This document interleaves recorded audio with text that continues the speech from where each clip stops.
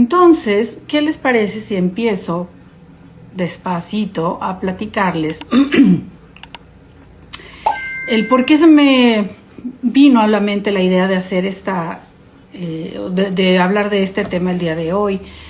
Porque nunca se agota la curiosidad o el interés y la duda sobre cómo es una relación con un terapeuta.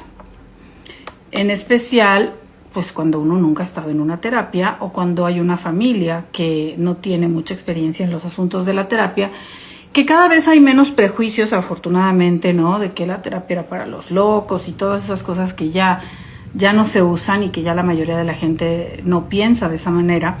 Pero, de todas formas, pues sí hay dudas, sobre todo porque hay muchos modelos terapéuticos que yo ya en repetidas ocasiones he explicado en estas transmisiones y he hablado pues de que en primer lugar,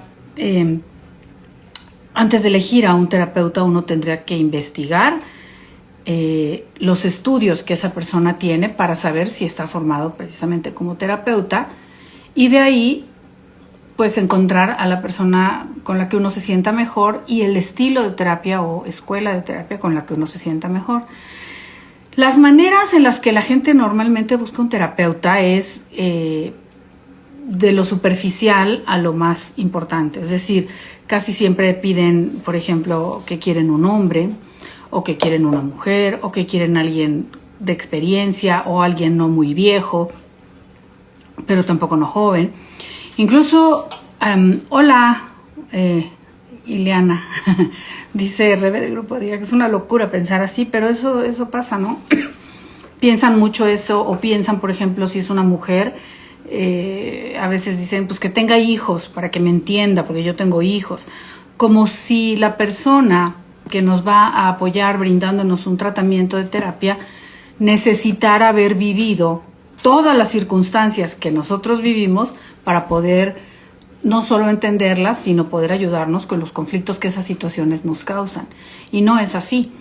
Imagínense si, por ejemplo, un médico de cualquier especialidad tuviera que tener esa enfermedad o todas las enfermedades para poderlas comprender. A veces pasa, desde luego, ¿no? Pero pues probablemente un neumólogo no necesariamente tenga que tener problemas de asma o de cualquier otra cosa respiratoria. Simple y sencillamente su especialidad de trabajo conoce cómo tratar las cuestiones de la respiración y nos puede ayudar aunque él no tenga problemas respiratorios o sí los tenga. Acá es lo mismo. La psicoterapia o los modelos de psicoterapia están muy bien diseñados y tienen una metodología de trabajo que permite que aquel que se haya formado como terapeuta pueda aplicar ese tratamiento, haya o no haya vivido las situaciones que el paciente refiera. Entonces no es así, ¿no? Que tenga hijos para que me entienda, o que no sea viejito, que sea joven, o que sea hombre o mujer, no es necesario, en verdad. Curiosamente, se preocupan de esas cosas, pero no se preocupan de investigar si la persona realmente es un psicoterapeuta calificado. Esto se los cuento porque además verán como siempre procuro tener algunas notas aquí, pero realmente estoy basándome hoy en un artículo que yo escribí y que fue bastante bien recibido por el público de iFreedoms. Este artículo es de enero de este año y se llama Mi terapeuta, amigo o enemigo. Si quieren ir a leerlo, se los recomiendo mucho porque está muy bueno y está ahí en ifreedoms.com. Y ahí yo explicaba precisamente que las personas, antes de fijarse si el terapeuta es joven o viejo, casado o soltero, tendrían que investigar si es un terapeuta. Y ya les he contado aquí muchas veces a ustedes que el simple hecho de estudiar la carrera de psicología no hace terapeuta a nadie. Eso no es terapeuta, eso es un psicólogo que puede tener una especialidad en un montón de ramas que ya les hablé. Una de ellas es la psicología clínica, y entonces ahí sí estaríamos frente a un psicólogo con un conocimiento y una formación en las diversas problemáticas o hasta trastornos, ¿no? de origen mental o emocional, que a su vez podría estar formado como terapeuta, que esto es un posgrado. La psicoterapia es un posgrado. De ahí también hay psiquiatras, ya les he dicho, que se forman como terapeutas y psiquiatras que no se forman como terapeutas y son grandes médicos, pero no tienen estudios para impartir un tratamiento de terapia. Entonces, ni todos los psicólogos ni todos los psiquiatras están capacitados para dar terapia, porque, como dije, esto implica estudios posteriores independientes de su formación de origen psicológica o médica. Eso no tiene nada que ver, y como les digo siempre, ni hablar de quienes pretenden brindar terapia sin ni siquiera ser profesionales de la salud mental, ¿no? Que ahí pues de eso ni hablamos. Entonces hay que investigar primero al terapeuta.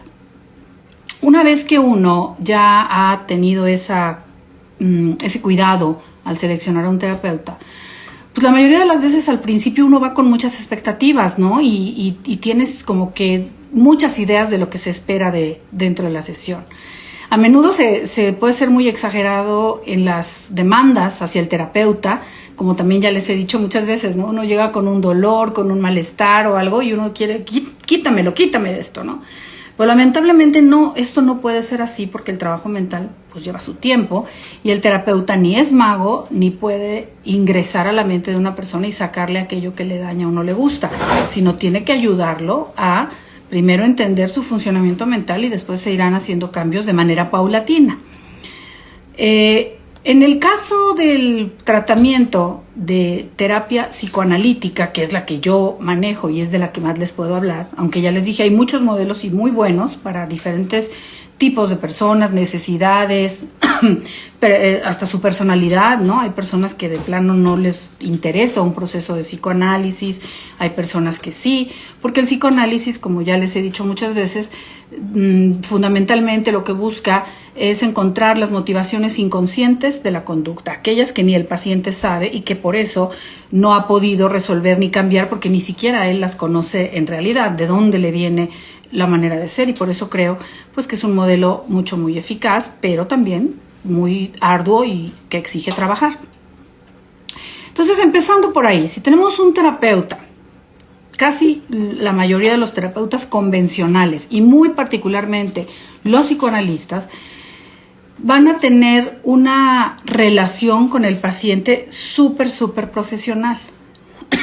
Por eso cuando puse qué esperar, ¿no? de mi terapeuta, eso, que va a ser una persona súper profesional, que lo que va a hacer es, primero, no saludar, por ejemplo, no saludará a sus pacientes con afecto, ni de abrazo, ni de beso, no le cuenta de su vida, no le dice cómo fueron sus vacaciones, ni sus días de Navidad.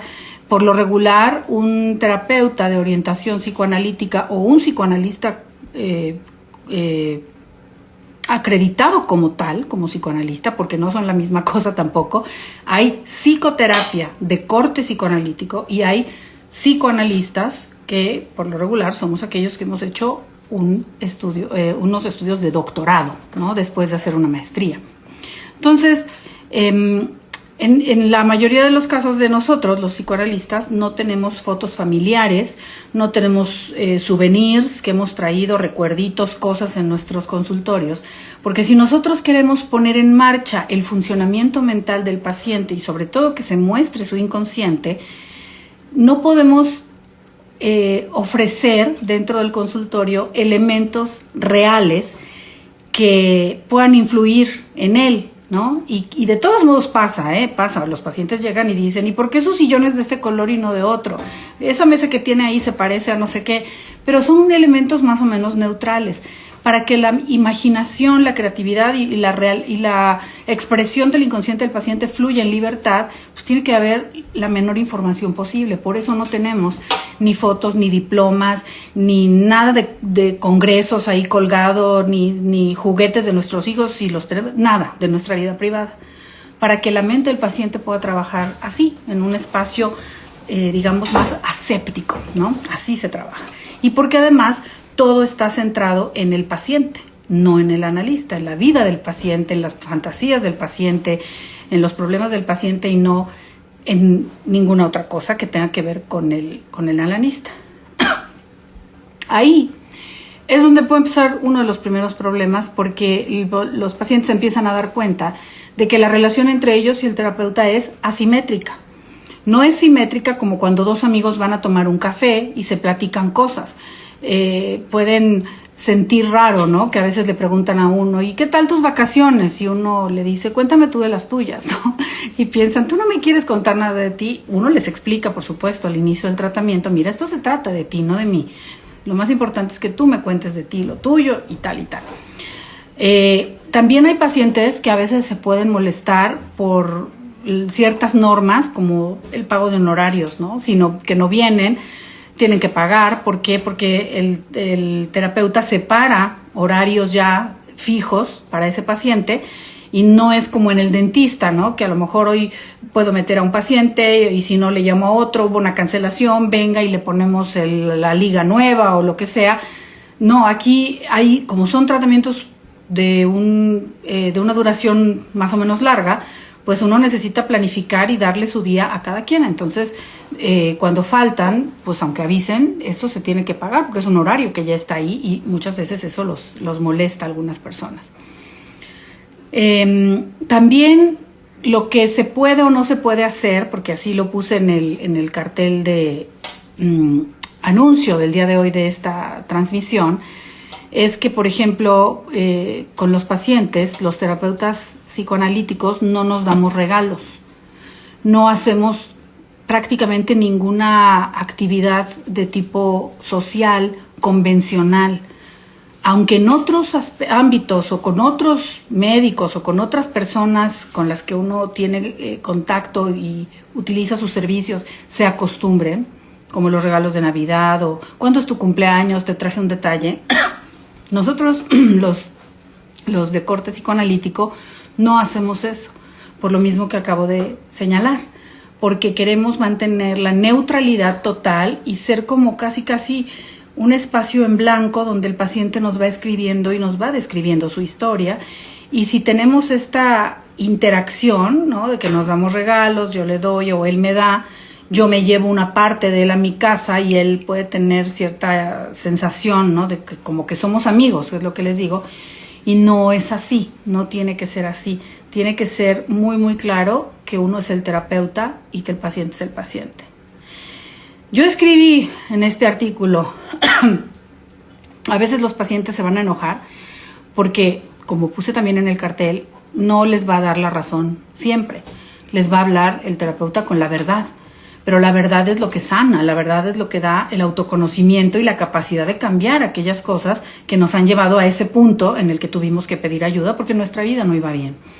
Entonces, no se va a convertir en un aliado incondicional que se coluda con ellos, y a veces hay personas que también se molestan y dicen que el terapeuta no los comprende, no se pone de su lado, pero realmente no es así, sino su trabajo es mostrarle la verdad. Por eso también no le dará consejos, ni soluciones concretas, ni gratificaciones, ni indicaciones de lo que haga. Simplemente le mostrará lo que observa en su funcionamiento mental y en su conducta. Entonces a veces hay pacientes que se desesperan y que dicen, es que dime qué hacer, ¿por qué no me dices qué hacer? Y yo me acuerdo cuando yo estaba estudiando apenas la maestría, que ya desde ahí pues uno está haciendo mucha práctica y todo esto, alguna maestra me decía, mira, puedes decirle al paciente, aunque te dijera lo que hicieras, no me vas a hacer caso, ¿no? Suponiendo que tienes un problema con tu novio y yo te digo, deja ese novio, ¿para qué andas con él? No lo vas a dejar porque yo te diga, y además harás bien, porque tú no tienes que hacer las cosas en función de lo que te diga yo, sino de lo que verdaderamente desde dentro de ti venga con convicción, con honestidad, con respeto a ti mismo, con congruencia con tus verdaderos deseos y el cómo quieres vivir. Entonces, pues no sirve de nada que yo te diga lo que hagas porque no me harás caso. Y porque no estoy aquí para decirte lo que hagas. Entonces a veces se desesperan, no me dice nada, pero el espacio psicoanalítico o el espacio terapéutico es para pensar. Y uno siempre le dará al paciente en algún momento de su sesión algo que le va a servir mucho, pero no un consejo ni una instrucción, sino una descripción de lo que uno ve que le está pasando. ¿Qué otra cosa no se puede o no se hace, digamos, cuando se está en un tratamiento de este tipo? No se le invita al terapeuta a las bodas de uno, a los bautizos, a los cumpleaños, ni a nada social. O sea, no convive el terapeuta nunca con sus pacientes en escenarios sociales.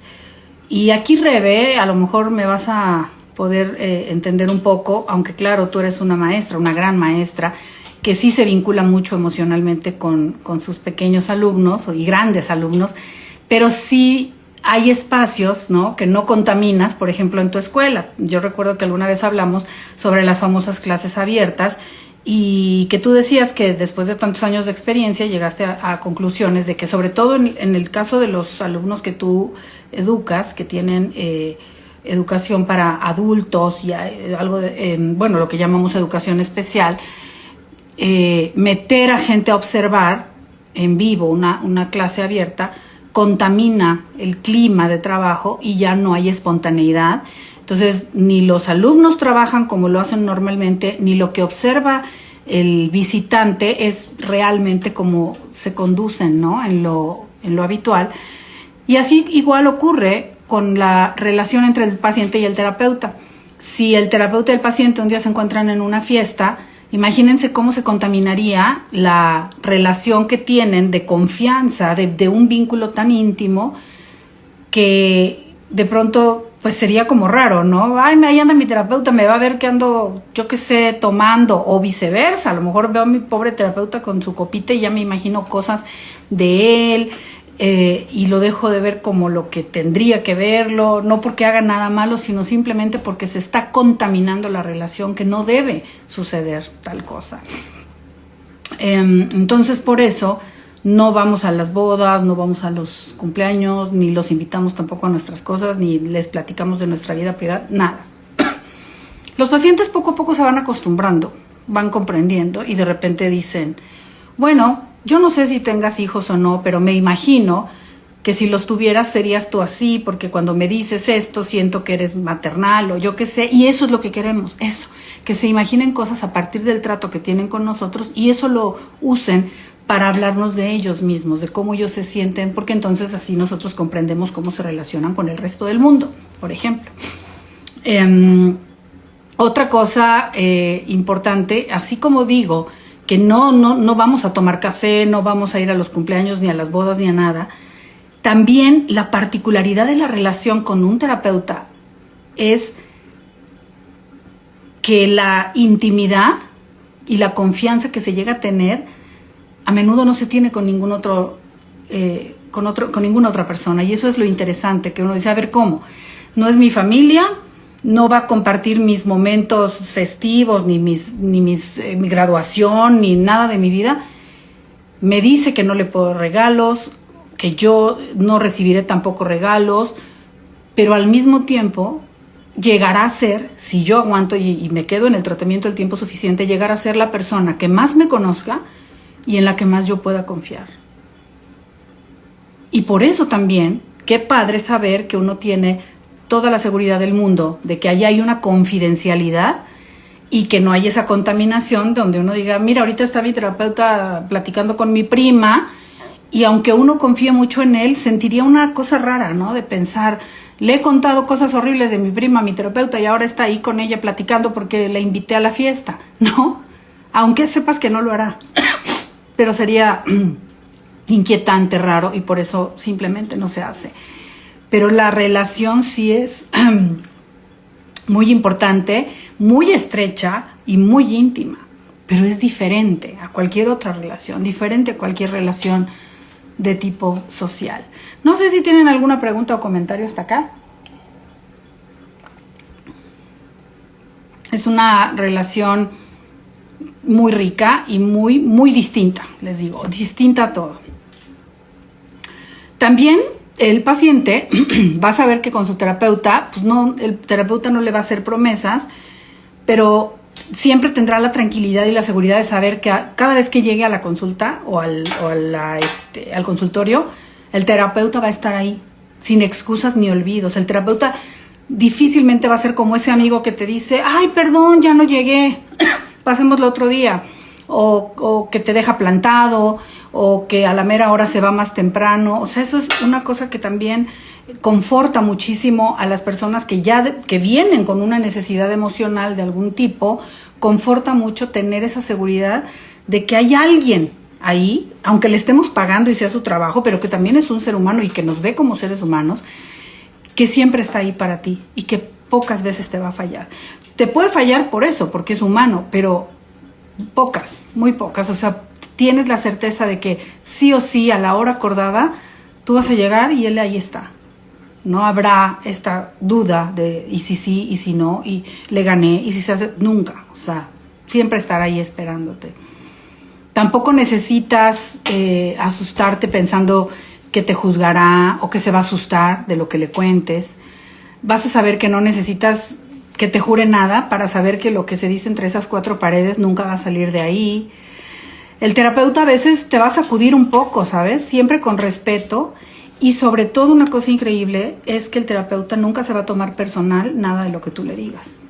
Aunque se lo digas a él, aunque le digas, ya te pareces a mi madre, no me entiendes, o a veces siento que me odias, porque a veces eso hacen los pacientes y el terapeuta nunca se lo toma personal, porque todo eso es lo que nosotros llamamos material de trabajo, todo lo que con su palabra nos muestra el paciente, perdón, acerca de su pensar. A veces dicen, discúlpame, creo que estuve medio grosero la vez pasada, y uno le dice, qué lástima que tú te sientas así, pero realmente tú no me has hecho un daño a mí, o sea, no estoy aquí para que me cuides, ¿no? Claro, obviamente siempre se espera un respeto, que es recíproco, pero no estamos ahí para que el paciente nos cuide o nos haga sentir bien a nosotros, sino para recibirlo de él y ayudarlo a entender eso.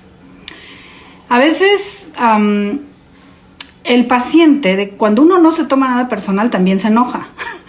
Y dice que entonces es como si uno no lo entendiera y puede acusar al terapeuta de ser demasiado duro o indiferente o incomprensivo y a veces enojarse y sentirlo como un enemigo porque no quiere ser el amigo buena onda que originalmente el paciente creía que iba a tener en ese terapeuta. Pero como yo siempre digo a mis pacientes, ¿no? De verdad, si tú comprendes el tratamiento, te apegas a él, te vas a dar cuenta que la relación que vamos a tener va a ser mucho mejor que la que tienes con algunos de tus amigos. No con todos, por supuesto, pero con algunos sí. Esta relación es distinta y es muy especial. Y es muy íntima y es muy empática y es muy importante. Uno sí se preocupa por los pacientes, uno sí de verdad estudia y se pone a leer en función de cada uno de los pacientes. Uno está ahí para ellos. Y esa entrega y ese compromiso se empieza a reflejar con el tiempo en cómo ellos mejoran sus vidas. Y entonces dicen, sí, ahora entiendo, ¿no? Y se dan cuenta que eso vale más que el que uno por darles gusto y por quedar bien diga, está bien, voy a ir a tu bautizo, ya, ni modo. No, sino que uno se mantiene haciendo aquello que sabe que tiene que hacer. Yo escribí que si ese paciente, como les digo, tolera y comprende las particularidades de esta relación, permitirá que el terapeuta le dé lo mejor de sí mismo en un espacio que no se parece a ningún otro y que la relación entre ambos puede llegar a ser una de las más valiosas y significativas que habrá de tener en toda su vida. Y que el sentimiento de gratitud y satisfacción por el trabajo realizado no se compara con otro, porque brinda beneficios como haber aprendido a crearse uno mismo una vida más hermosa, más productiva y más feliz, que le va a acompañar por siempre, aunque nunca llegue a ser amigo del terapeuta. Esa es la relación. ¿Qué opinan? Cuéntenme. Luego se enojan porque el terapeuta se queda callado. También aquí no es como obligatorio cubrir los silencios si uno no tiene verdaderamente algo importante que decir. A veces el terapeuta se va a callar y uno tendrá que quedarse pensando, ¿no? Y a veces la gente no tolera eso y siente que tiene que decir cualquier cosa. No, estamos aquí juntos, podemos pensar, podemos esperar y podemos dejar que salgan las cosas a la mente y de la mente a la palabra. Es muy interesante, muy gratificante. pero sí, les digo, no es un tema de amistad, no es un tema de cuates, no es un tema simétrico. Sí cuesta, a algunas personas les cuesta mucho trabajo entrar a una terapia porque no toleran eso, la asimetría, estar con otro que en algo sabe más que uno, ¿no? Y aún así, los terapeutas siempre le decimos al paciente, usted es el que está viviendo su vida, usted sabe más que yo lo que siente, pero de lo que siente y me cuenta, entonces yo le puedo aportar una descripción de lo que veo de mi conocimiento. Igualito que el doctor, ¿no?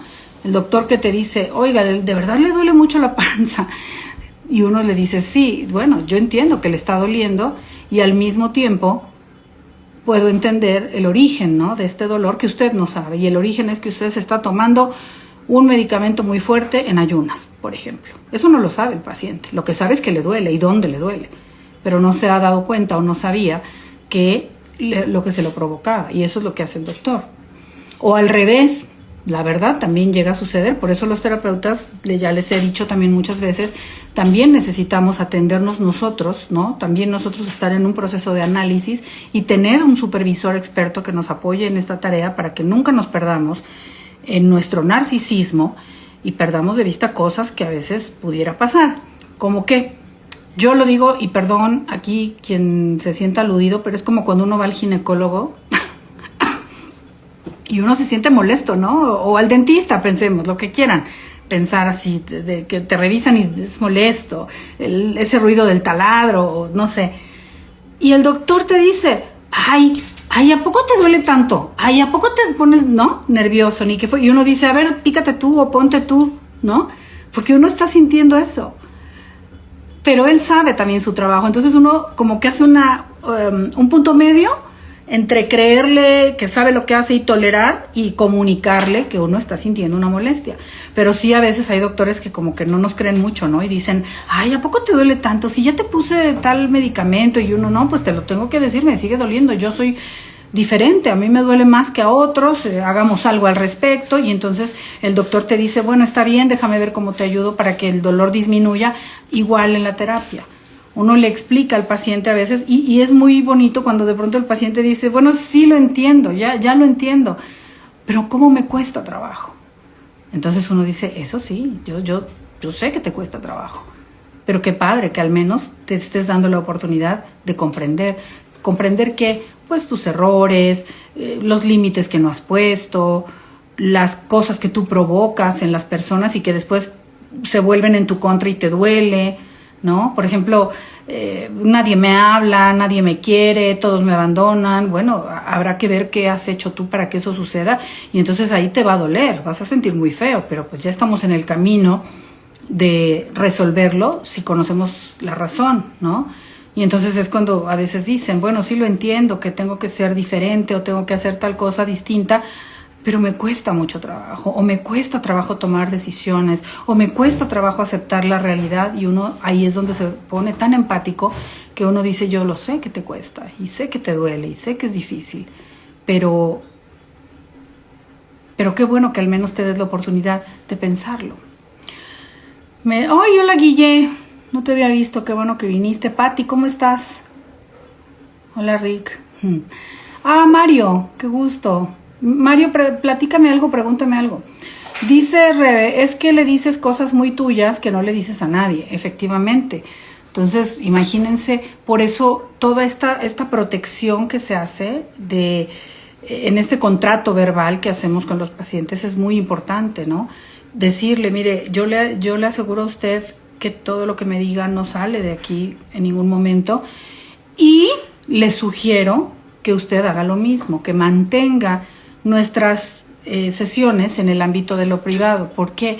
Porque también lo que pasa dentro de una sesión de terapia se sale de contexto cuando uno está fuera del consultorio y muchas veces la persona lo cuenta diferente y el otro lo entiende diferente y entonces es un desorden que provoca muchas críticas totalmente fuera de lugar, ¿no? Entonces nos pasa también al principio de los tratamientos a los terapeutas que el paciente nos dice, me dijo mi mamá, a ver, ve y dile a tu psicóloga que esto hiciste, a ver si le parece, ¿no? O al revés, ellos le dicen, pues mi terapeuta dice que no me debo de aguantar. Y uno dice, ¿yo cuándo te dije eso, no? Si les digo, no damos consejos ni nada, yo no dije tal cosa. A lo mejor yo dije, parece que tú te dejas maltratar, por ejemplo. Y el paciente va y le dice al marido, dice la terapeuta que tú me maltratas, ¿no? Entonces, todo se altera y por eso no conviene que uno hable de su terapia con otras personas, a menos que sean cosas muy generales, ¿no? Como, sí me está ayudando, me siento mejor, o no, me he enfrentado a cosas que me han dolido, cosas así, ¿no? Generales, pero no todo lo que se habla, porque tiene que quedar ahí en el mundo privado y en ese clima y en ese espacio único que se da entre paciente y terapeuta. Entonces les digo, como haciendo un pequeño resumen, ¿cómo es la relación? La relación es muy íntima, muy cercana, muy confidencial y al mismo tiempo profesional y asimétrica. Es decir, no cabe ni la amistad, ni la camaradería, ni la vida social, ni las invitaciones, ni los regalos, ni que el terapeuta le cuente nada de su vida al paciente, no tiene que saber absolutamente nada. Así es como es la relación. ¿Qué puedo esperar? Que sea una persona que ya habiendo yo confirmado que está calificado para brindarme la terapia, pues que me ayude a descubrir aspectos inconscientes de mi mente que yo no he podido ver y por los cuales quizá he repetido muchas veces patrones de conducta que me han llevado al fracaso o al sufrimiento, y por eso estoy viniendo a la terapia, para eso. ¿Y qué se puede y qué no se puede hacer? Bueno, un poco ya lo dije, ¿no? En cuanto a esto de no tener relación social ni los regalos y estas cosas. Dice Mario, efectivamente, hablando del entorno del consultorio, y me pone puntos suspensivos, ¿qué vas a agregar? Ay, Mariana, qué bueno que te pudiste meter un ratito. A ver, Mario nos va a decir algo relacionado con el entorno del consultorio. Vamos a ver qué nos dice. Pero el caso es que el consultorio, por cierto, en estos tiempos de pandemia cambió. Y cambió en términos de que tuvimos que mudarnos un tiempo a la modalidad a distancia, ¿no? Porque imagínense cuando se fue todo, se tuvieron que cerrar los edificios y se tuvieron que cerrar un montón de lugares y no podíamos salir porque estábamos en confinamiento. Entonces nos mudamos al modelo a distancia y ahí opera exactamente el mismo principio, ¿no? El principio de confianza del paciente, de que si él abre un Zoom y se encuentra con su terapeuta, el terapeuta lo va a tomar igual de privado, de serio, de que no va a estar haciendo la comida porque a veces se apaga la cámara o se deja según lo necesite y quiere el paciente o la manera de trabajar del terapeuta, pero no hay manera. O sea, ese modelo, digamos, a distancia fue bien interesante porque a mí me llegó a pasar pacientes que ya me conocían, que habían trabajado conmigo, que sí me decían, de repente, pues no sé, me imagino que estás haciendo otra cosa, ¿no? Y al mismo tiempo hablando conmigo. No, uno va, se encierra, se sienta y está con el paciente. Y espera lo mismo del paciente, no que el paciente esté con el teléfono aquí haciendo la comida y dice, no, pues sí, Melissa, fíjate que me pasó. No, o sea, tratamos de reproducir al máximo el mismo clima de intimidad y de concentración y de privacidad que en el consultorio. Igualito.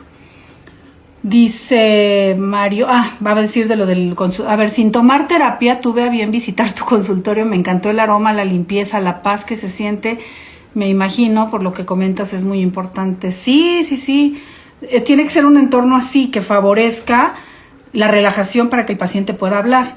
Pero también te digo, te acordarás evidentemente pues que no había ni fotos, ni títulos, ni diplomas, ni nada, que ahí es donde también luego dicen, oye Melissa, pero si tú dices que investigamos bien a nuestro terapeuta, muchas veces lo que uno hace es cuando llega al consultorio de cualquier médico, uno voltea a ver la pared y ve, ¿no? Un montón de títulos y que Harvard o que se fue a la universidad de no sé dónde y el congreso tal, y uno como que dice, oh, wow, padrísimo, ¿no? En ese ámbito sí, de la medicina biologicista, digamos, eso es así, pero en el nuestro no. Entonces, ¿cómo se le hace?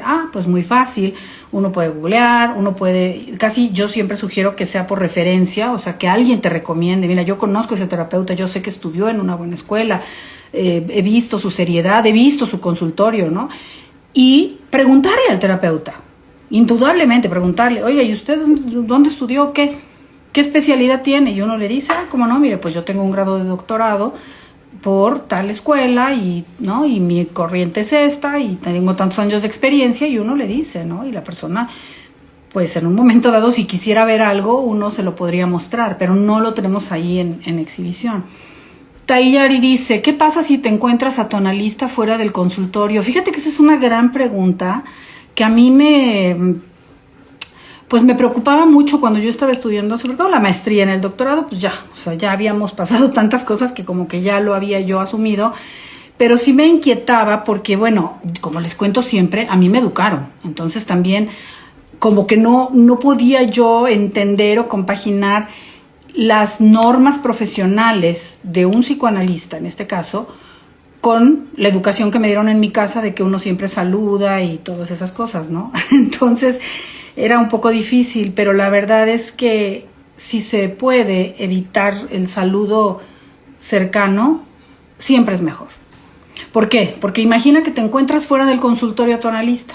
Muy bien, te lo encuentras en un restaurante con un montón de gente comiendo y tú llegas también con tu familia, con tus niños, con tu esposo del que a veces vas a la consulta y hablas pestes, con tus niños que luego ya los quieres ahogar, ¿no? O sea, imagínate cómo se sentiría eso. De verdad que se mueven muchas cosas en el paciente.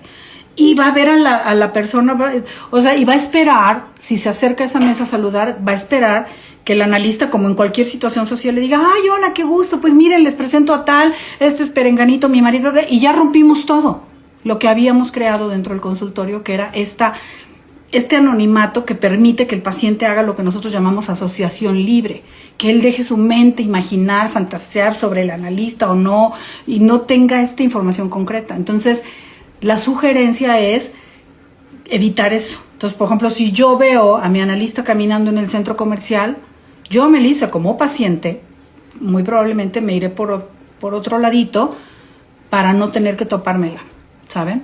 Y que no pase eso que estoy diciendo, que yo vaya acompañada, que ella vaya acompañada. Yo lo trato de evitar. Podría uno, si de plano ya fue muy así cerca el encuentro, tampoco es que uno se voltee como un majadero, uno podría sonreír ligeramente y continuar su camino, ¿sí me explico? Pero no detenerse a saludar de mano, ni a presentarle a nadie, ni a qué andas haciendo por acá, y a poco vives cerca, y qué no haría conversación, ¿no? Tal vez un saludo así muy, ¿cómo se dice? Muy rápido y muy lejitos, ¿no? Yo eso haría, por lo que estoy diciendo. No sé si eso te contesta la pregunta, Tayari, ¿y qué opinas? A lo mejor vas a decir, no, yo no estoy de acuerdo. Al final de cuentas, miren, todas estas cosas, toda esta metodología de trabajo, pues lleva muchos años desarrollándose. Ya les he contado que ha cambiado. No analizamos como lo hacía Freud. Sí seguimos totalmente lo más destacado y comprobado de sus principios y esto, el trabajo con el inconsciente a través de la palabra.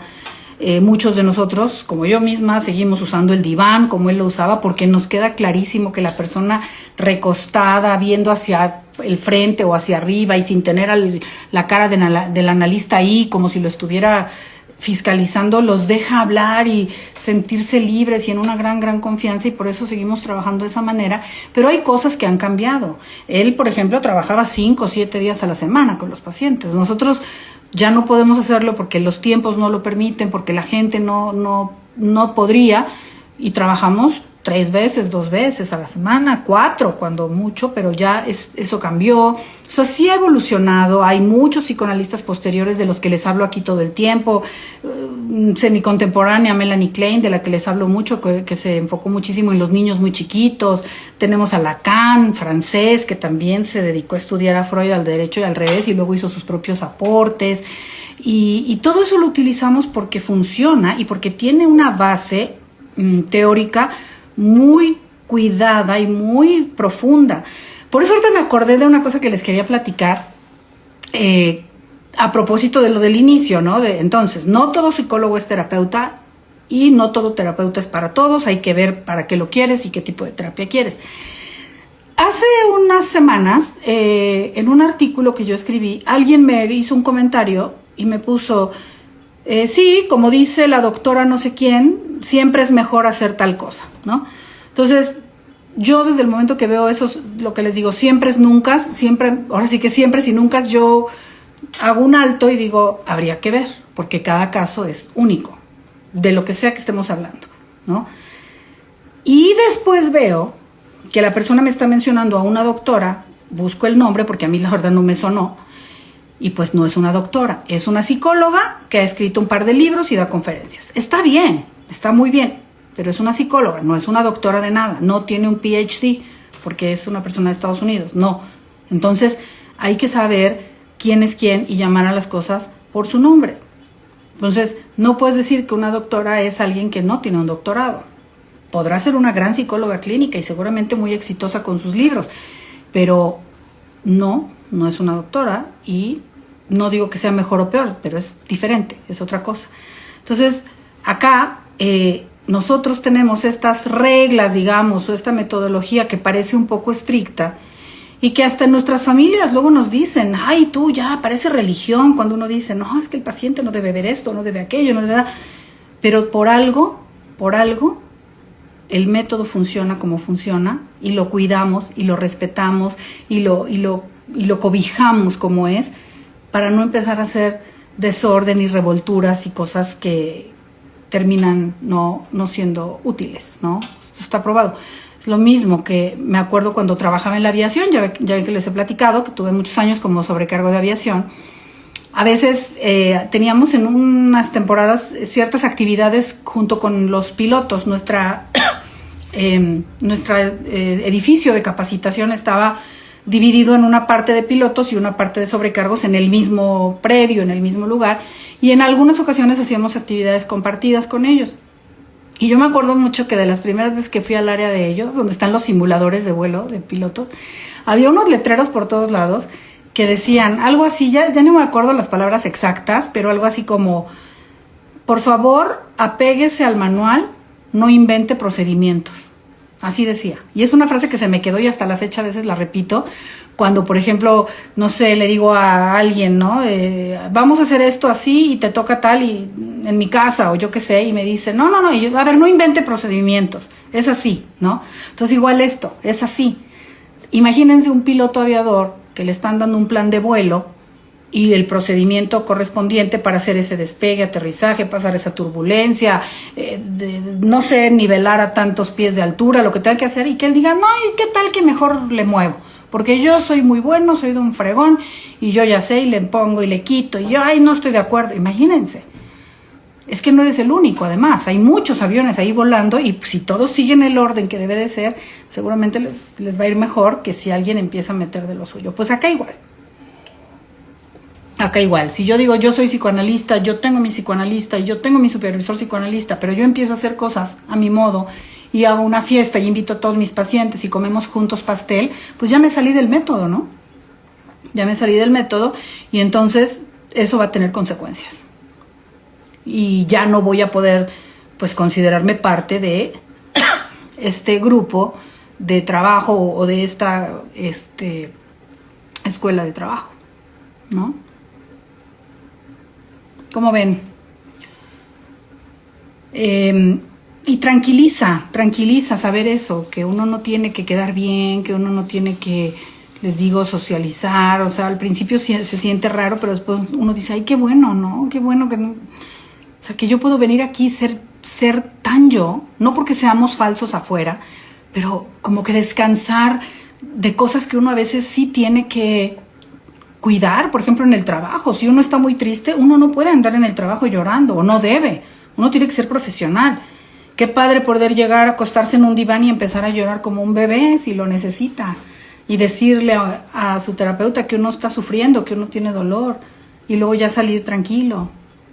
Dice Mario que en la película del Capitán Phillips se menciona esto de no inventar procedimientos. Sí, pues es que en todos los simuladores ponen eso, porque sí, ¿no?